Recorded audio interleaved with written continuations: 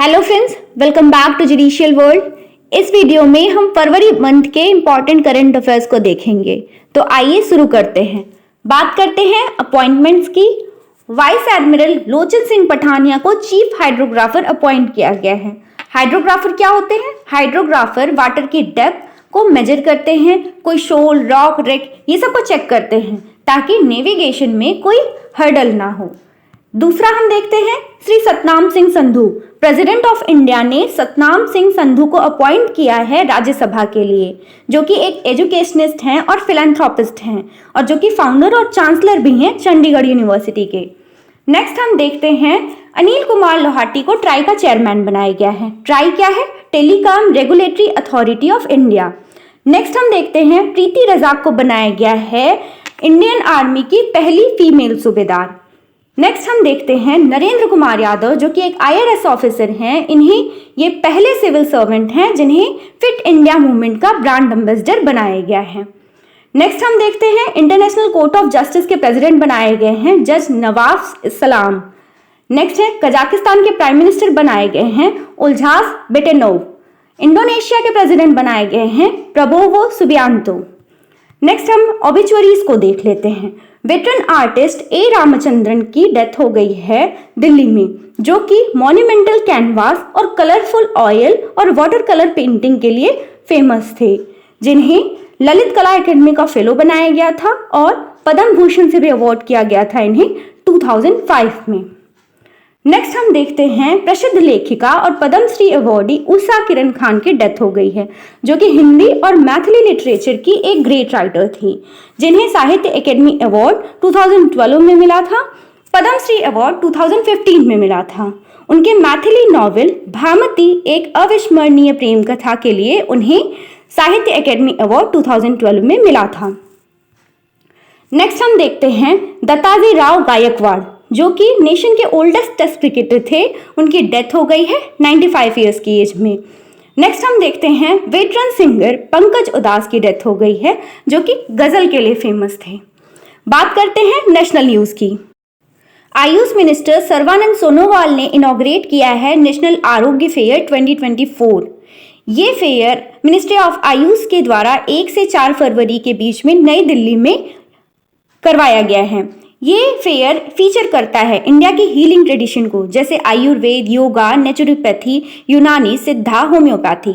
इसमें क्या क्या इंक्लूडेड था workshop, seminar, exhibition, free health consultation और बहुत सारे कल्चरल प्रोग्राम्स। तो इस तरीके से नेशनल आरोग्य फेयर 2024 का ऑर्गेनाइजेशन नई दिल्ली में हुआ था। ठीक, नेक्स्ट हम देखते हैं प्राइम मिनिस्टर ने इनॉग्रेट किया क्लिया को। क्लिया क्या है? Commonwealth legal education association. इसके तहत एक Commonwealth attorney and solicitor general की कॉन्फ्रेंस हुई थी विज्ञान भवन न्यू दिल्ली में 3 फरवरी 2024 को। इस कॉन्फ्रेंस की थीम थी cross border challenges in justice delivery system. ठीक, नेक्स्ट न्यूज हम देखते हैं प्राइम मिनिस्टर नरेंद्र मोदी ने इनॉग्रेट किया है 28 जनवरी को diamond jubilee celebration supreme court of India का नई दिल्ली में। नेक्स्ट न्यूज हम देखते हैं इंडिया एनर्जी वीक का जो सेकेंड एडिशन है वो गोवा में हुआ 6 से 9 फरवरी के बीच में, जिसमें 17 डिफरेंट कंट्रीज के एनर्जी मिनिस्टर्स ने पार्टिसिपेट किया, जिसमें 35,000 अटेंडीज थे और 900 एग्जिबिटर्स थे। नेक्स्ट हम देखते हैं इंडिया की वेटलैंड्स के बारे में। इंडिया की 5 और वेटलैंड्स को रामसर लिस्ट में ऐड किया गया है, जिसमें से कि 3 कर्नाटका में हैं और 2 तमिलनाडु में हैं। कर्नाटका की है मगादी केरे conservation reserve, Ankasamudra bird conservation reserve, Aghanashini estuary. जो तमिलनाडु की है वो है Karaivetti bird sanctuary, Longwood shola reserve forest. Next जो है इंपॉर्टेंट न्यूज वो हम देखते हैं वर्ल्ड वेटलैंड डे का इंटरनेशनल कॉन्फ्रेंस इंदौर में हुआ, जो कि जॉइंटली ऑर्गेनाइज किया गया था Union Ministry of Environment, Forest और Climate Change, Madhya Pradesh State Wetland Authority and Municipal Corporation of Indore के द्वारा। भोपाल, इंदौर और उदयपुर ये 3 ऐसी सिटी हैं जिन्हें जल्द ही रामसर वेटलैंड सिटी के रूप में रिकॉग्निशन मिल सकती है। नेक्स्ट जो न्यूज़ है वो है ग्लोबल एक्सपो 2024 ऑर्गेनाइज किया गया नई दिल्ली में। ये 3 डे का एग्जीबिशन था जिसमें कि ऑटोमेटिव टेक्नोलॉजी, पार्ट, कंपोनेंट और इलेक्ट्रिक व्हीकल चार्जिंग के बारे में एग्जीबिशन लगी थी, जो कि 1 से 3 फरवरी 2024 के बीच में लगी थी भारत मंडपम, न्यू दिल्ली में। ठीक, ये जो एक्सपो है ये इंडिया का पहला ग्लोबल मोबिलिटी एक्सपो था। ठीक, नेक्स्ट हम जो न्यूज़ देखते हैं वो है प्रेसिडेंट द्रौपदी मुर्मू ने इनॉग्रेट किया है 37वां सूरजकुंड इंटरनेशनल क्राफ्ट मेला फरीदाबाद, हरियाणा में। ये लार्जेस्ट क्राफ्ट फेयर है पूरे वर्ल्ड में। ये कब से कब के बीच में हुआ था? ये 2 से 18 फरवरी 2024 के बीच में हुआ था। इसकी थीम स्टेट गुजरात है। इसका पार्टनर नेशन जो है वो तंजानिया है। नेक्स्ट न्यूज़ जो हम देखते हैं वो है गवर्नमेंट ऑफ इंडिया ने अनाउंस किया है नेशनल क्रिएटर अवार्ड। ये अवार्ड इंडिया के डिजिटल लैंडस्केप में जो लोग भी अपना इम्पैक्टफुल कंट्रीब्यूशन देते हैं उनको सेलिब्रेट करने के लिए ये अवार्ड लॉन्च किया गया है। ये अवार्ड 20 कैटेगरीज में दिया जाता है। नेशनल क्रिएटर अवार्ड बेसिकली ये डिजिटल इनोवेटर्स और कंटेंट क्रिएटर्स के लिए अवार्ड है। ठीक, नेक्स्ट हम देखते हैं, नेक्स्ट है Swati portal. Swati portal launch किया गया है। स्वाति का फुल फॉर्म है science for women A technology and innovation. ये लॉन्च किया गया है किस दिन? International day of women and girl in science. और कहाँ लॉन्च किया गया है? लॉन्च किया गया है Indian national science academy, new Delhi में। ठीक, और ये इसका एम क्या है? इसका एम है एक ऐसा सिंगल पोर्टल क्रिएट करना जो कि इंडियन वुमेन और गर्ल को स्टेम की फील्ड में रिप्रेजेंट करे। स्टेम क्या है? Science, technology, engineering, mathematics and medicine. इसका फोकस क्या था? Science for women and women in science. ठीक, नेक्स्ट जो न्यूज़ हम देखते हैं, पीएम मोदी ने अनाउंस किया है पीएम सूर्य घर मुफ्त बिजली योजना, जो कि सोलर पावर को बूस्ट करती है। इस प्रोजेक्ट में गवर्नमेंट का जो इन्वेस्टमेंट होगा वो 75,000 करोड़ है। और इसकी जो एम है वो है 1 करोड़ हाउस होल्ड को लाइट देना। और कैसे और कितनी लाइट देगी? 300 यूनिट जो बिजली है वो सरकार फ्री में देगी। और कैसे देगी? सोलर पैनल को इंस्टॉल करके। ठीक है, तो नेक्स्ट न्यूज़ जो हम देखते हैं वो अपार इनिशिएटिव के बारे में देखते हैं। अपार initiative 1 nation 1 student ID card है। ठीक, अपार का फुल फॉर्म है automated permanent academic account registry. अपार आईडी यूनिक है और ये परमानेंट 12 डिजिट आईडी है जो कि हर स्टूडेंट की होगी। अपार जो इनिशिएटिव है ये लॉन्च किसके द्वारा किया गया है? ये एजुकेशन मिनिस्टर धर्मेंद्र प्रधान के द्वारा लॉन्च किया गया है और ये न्यू दिल्ली में लॉन्च किया गया है। बेसिकली इसमें क्या है कि हर स्टूडेंट की एक अलग यूनिक परमानेंट आईडी होगी जो कि 12 डिजिट की होगी और ये हर स्टूडेंट के दी जाएगी। और ये नया इनिशिएटिव सरकार ने लॉन्च किया है, एजुकेशन मिनिस्टर धर्मेंद्र प्रधान ने लॉन्च किया है। ठीक है, नेक्स्ट हम जो देखते हैं वो न्यूज़ है सुप्रीम कोर्ट ने डिक्लेयर किया है इलेक्टोरल बॉन्ड स्कीम को अनकॉन्स्टिट्यूशनल। जो कॉन्स्टिट्यूशनल बेंच थी सुप्रीम कोर्ट की, headed by chief justice of India DY Chandrachud, इन्होंने इलेक्टोरल बॉन्ड जो स्कीम है उसको अनकॉन्स्टिट्यूशनल कर दिया और कहा कि ये वायलेटिव है आर्टिकल 19(1)(a) का।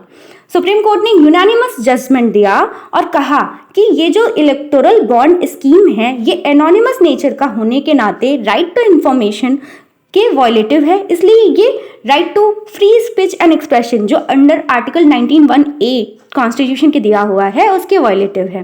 ठीक है, इसलिए ये अनकॉन्स्टिट्यूशनल है। सुप्रीम कोर्ट ऑफ इंडिया ने स्टेट बैंक ऑफ इंडिया को भी डायरेक्ट किया कि अब से ऐसे इलेक्टोरल बॉन्ड को इश्यू करना इमीडिएटली स्टॉप करें।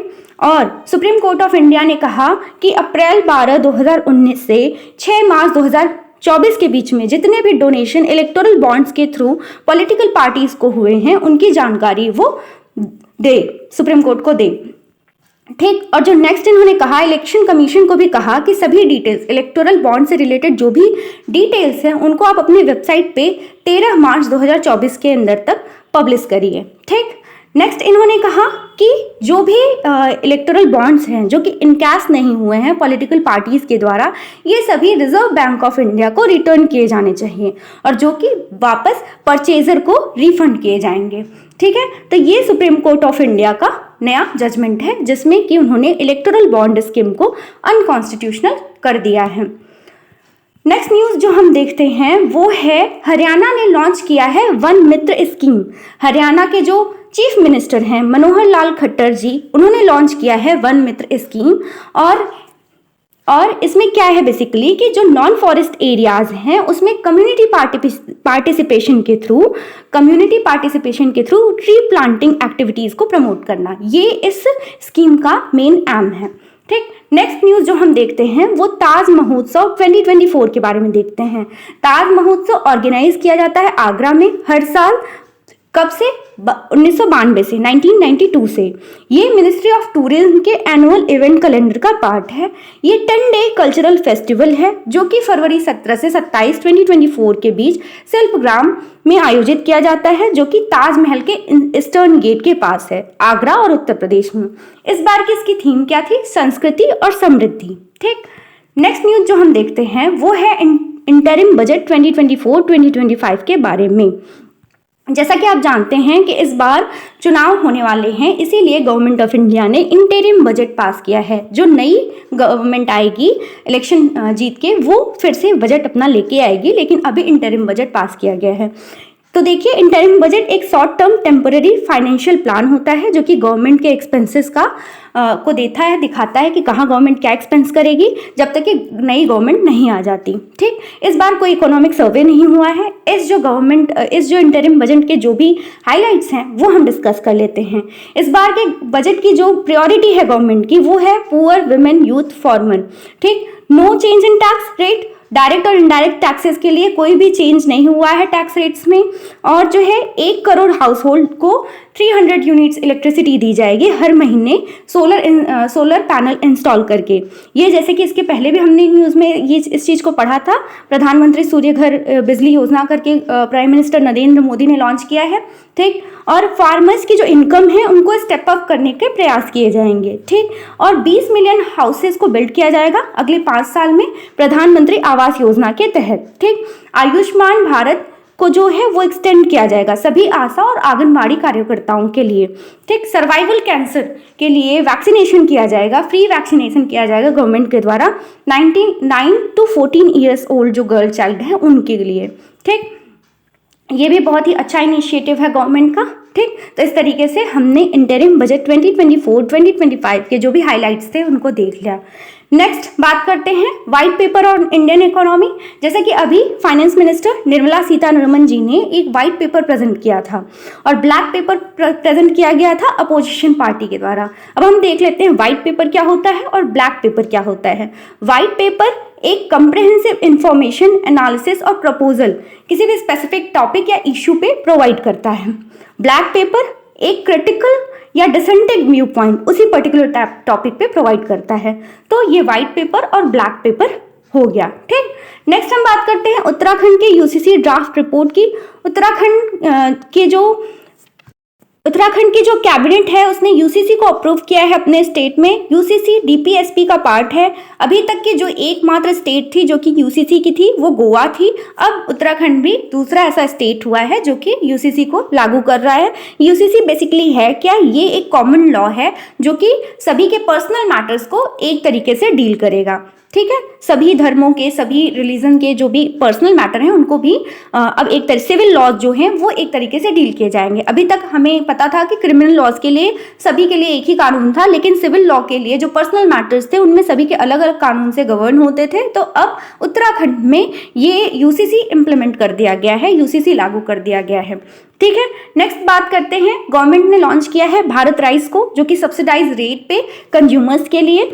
और ये जो राइस है ये 5 kg और 10 kg के पैकेट्स में अवेलेबल होगी। ये जो रेट है इसकी 29 रुपये पर kg होगी।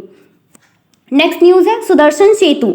सुदर्शन सेतु इंडिया का लॉन्गेस्ट केबल ब्रिज है जो कि द्वारका आइसलैंड जो कि गल्फ ऑफ कच्छ में है उसको मेनलैंड टाउन ऑफ ओखा से जोड़ेगी। इसकी जो लेंथ है वो है 2.32 किलोमीटर। नेक्स्ट है आदि महोत्सव 2024। ये आदि महोत्सव 10 से 18 फरवरी 2024 के बीच Major Dhyan Chand National Stadium New Delhi में ऑर्गेनाइज किया गया था। ये किसके द्वारा ऑर्गेनाइज किया गया था? ये ऑर्गेनाइज किया गया था ट्राइफेड के द्वारा। ट्राइफेड क्या है? Tribal cooperative marketing development federation of India. किसके अंडर ये काम करता है? ये मिनिस्ट्री ऑफ ट्राइबल अफेयर्स के अंदर काम करता है। ठीक, आदि महोत्सव बेसिकली ये नेशनल ट्राइबल फेस्टिवल है 2024 का। ठीक है, नेक्स्ट हम देखते हैं गवर्नमेंट ने चीटिंग को रोकने के लिए एक बिल पास किया है जिसका नाम है the public examination prevention of unfair means bill 2024। ये जो बिल है ये चीटिंग एक्टिविटीज को कॉग्निजेबल, नॉन बेलेबल और नॉन कंपाउंडेबल बनाता है, ठीक है।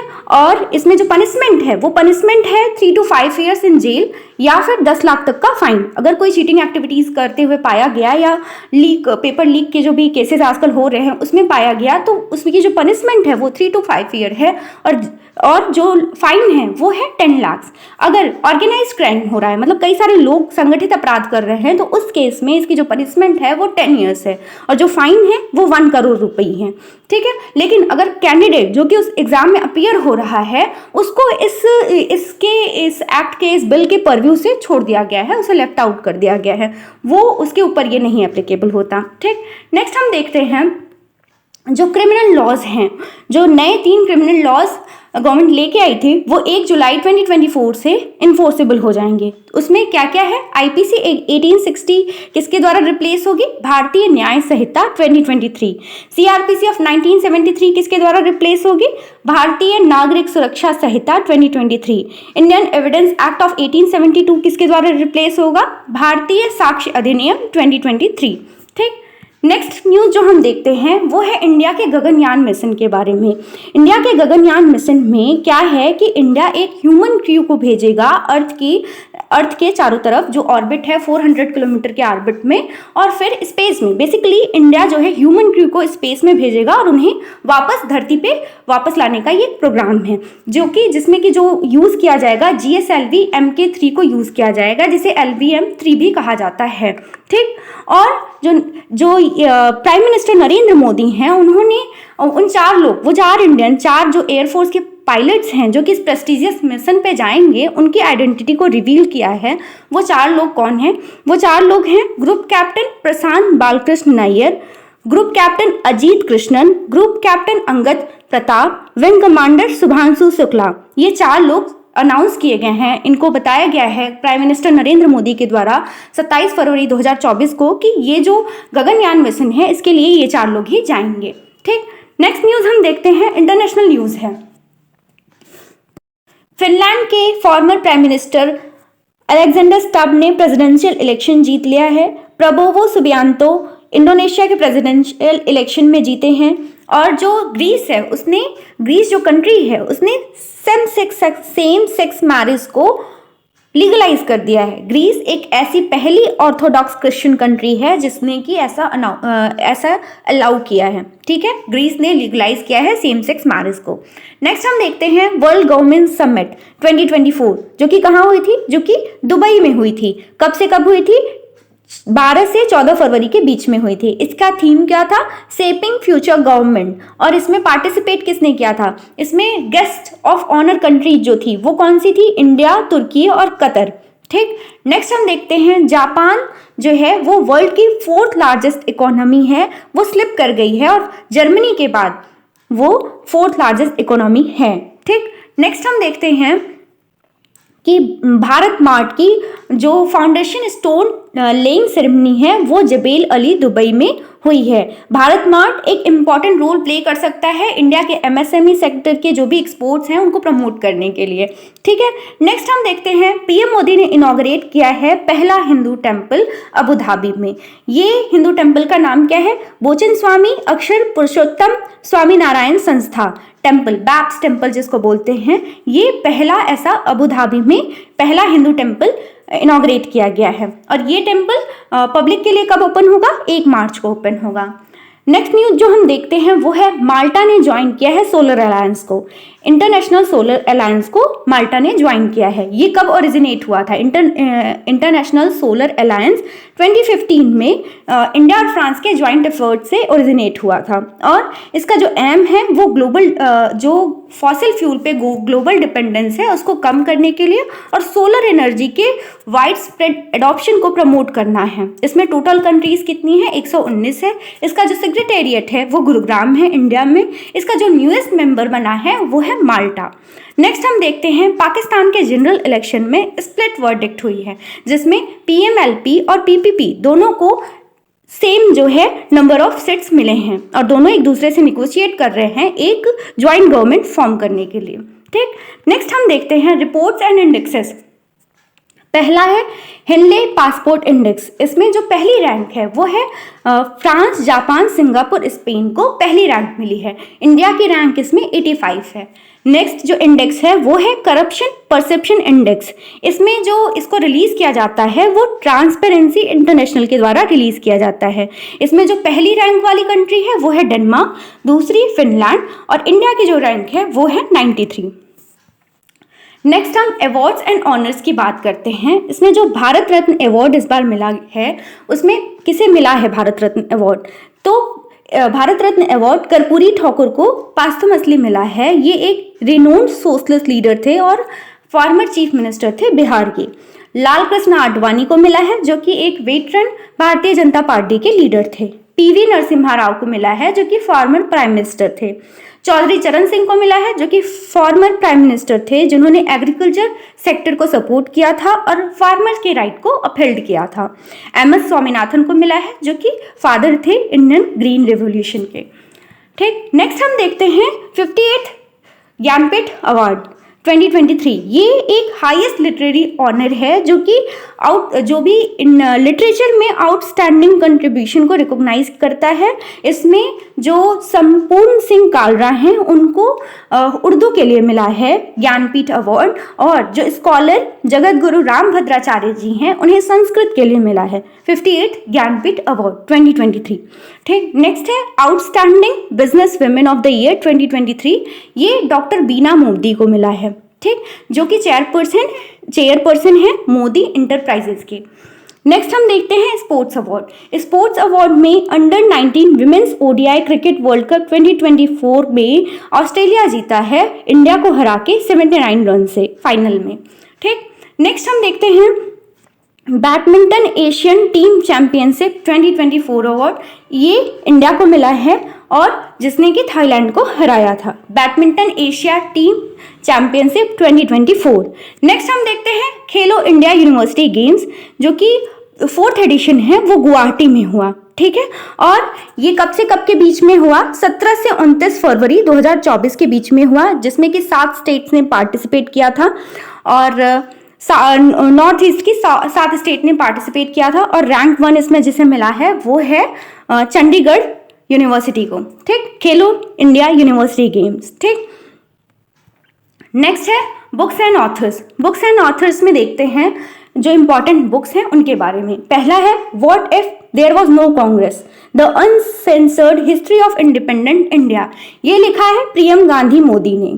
दूसरी बुक है first volume of political history of Assam. ये लिखा है हेमंत बिस्वा शर्मा ने। तीसरा जो है वो है artificial intelligence and national security. ये लिखा है अमित सिन्हा एंड विजय खरे ने। जो अगली बुक है वो है ट्रांसफॉर्मिंग हरियाणा, कुलदीप चंद्र अग्निहोत्री। नेक्स्ट है Shri Jagannatha Lord of the universe. ये है the Hindu group. Neeraj Chopra the man who made history, Norris Pritam. Next है एक्सरसाइजेस। एक्सरसाइज का नेम, पार्टिसिपेंट कंट्री, एक्सरसाइज का टाइप, लोकेशन। ये एक्सरसाइज जो भी डिफरेंट कंट्रीज के साथ हमारी होती है उसके बारे में है। पहली है वायु शक्ति। ये इसमें पार्टिसिपेंट कौन था? Indian army and Indian air force. Exercise का टाइप क्या था? एयरफोर्स एक्सरसाइज थी। इसकी थीम क्या थी? Lightning strike from the sky. इसकी लोकेशन क्या है? पोखरन, राजस्थान। जो दूसरी एक्सरसाइज है वो है शांति प्रयास 4। इसमें 19 कंट्रीज ने एक्टिवली इन्वॉल्व थी, जो कि यूएन पीस कीपिंग मिशन में जो 19 कंट्रीज इन्वॉल्व होती हैं उनकी ये एक्सरसाइज थी। ये मल्टीलेटरल मिलिट्री एक्सरसाइज है। ये काठमांडू में हुई थी। नेक्स्ट है दोस्ती 16। ये इंडिया, मालदीव, श्रीलंका और ऑब्जर्वर था इसमें बांग्लादेश। ठीक, नेक्स्ट ये जो है ट्राइलेटरल कोस्ट गार्ड एक्सरसाइज थी, ये मालदीव में हुई है। नेक्स्ट है मिलन 24। ये इंडिया और 58 फ्रेंडली कंट्रीज की एक्सरसाइज थी। इसमें मल्टीलेटरल नेवल एक्सरसाइज थीम थी। मल्टीलेटरल नेवल एक्सरसाइज है और इसकी जो थीम थी वो है कॉमराडेरी, कोहेसन, कोलैबोरेशन। ठीक, ये हुई कहाँ है? ये हुई है आंध्र प्रदेश में। ठीक, अब जो नेक्स्ट है वो हम देखते हैं जो इम्पोर्टेंट डेज है और उसकी जो थीम है। सबसे पहला जो इम्पोर्टेंट डे है वो है, इसमें तो बहुत सारे डेज हैं पर जो इम्पोर्टेंट है वही मैं आपको बताऊंगी। तो सबसे पहला है 28 जैन 2024, ये लास्ट संडे ऑफ एवरी जनवरी। ये कैसे ऑब्जर्व किया जाता है? ये ऑब्जर्व किया जाता है वर्ल्ड लेप्रोसी डे। ठीक, नेक्स्ट है 30 जनवरी 2024, ये है मार्टियर्स डे या फिर शहीद दिवस। ठीक, नेक्स्ट जो इम्पॉर्टेंट डे है वो है 1 फरवरी 2024, जो कि इंडियन कोस्ट गार्ड डे है। 2 फरवरी 2024 जो कि वर्ल्ड वेटलैंड डे है। ठीक, 4 फरवरी 2024 ये international day of human fraternity और वर्ल्ड कैंसर डे है। ठीक, 6 फरवरी 2024 सेफर इंटरनेट डे है। ठीक, नेक्स्ट जो इम्पॉर्टेंट डे है वो है 11 फरवरी 2024, ये मोस्ट इम्पॉर्टेंट डे है। ये डे है international day of women and girl in science. ठीक, नेक्स्ट जो डे है वो है 13 फैब 2024, जो कि वर्ल्ड रेडियो डे है और बर्थ एनिवर्सरी है सरोजिनी नायडू जी की। ठीक, 12 से 18 फरवरी 2024 ये नेशनल प्रोडक्टिविटी वीक है। ठीक, 15 फरवरी 2024 इंटरनेशनल चाइल्डहुड कैंसर डे है, वर्ल्ड एंथ्रोपोलॉजी डे भी है ये। ठीक, नेक्स्ट है जो इम्पॉर्टेंट डे वो है 19 फरवरी 2024, ये है छत्रपति शिवाजी महाराज जयंती। उनके इस बार 394th बर्थ एनिवर्सरी थी। ठीक, नेक्स्ट है 20 फरवरी 2024, ये है world day of social justice. Arunachal Pradesh foundation day भी है, मिजोरम फाउंडेशन डे भी इसी दिन पड़ता है। ठीक, नेक्स्ट है 21 फरवरी 2024, ये है इंटरनेशनल मदर टंग डे। और नेक्स्ट है 22 फरवरी 2024, ये है world thinking day, day of international friendship and sisterhood. 23 फरवरी 2024, ये world peace and understanding day है और स्पेशल डे है। ठीक, तो ये थे इंपॉर्टेंट डेज और इस तरीके से फरवरी मंथ के जो भी इंपॉर्टेंट करंट अफेयर्स थे वो हम लोगों ने डील कर लिए हैं। Thank you.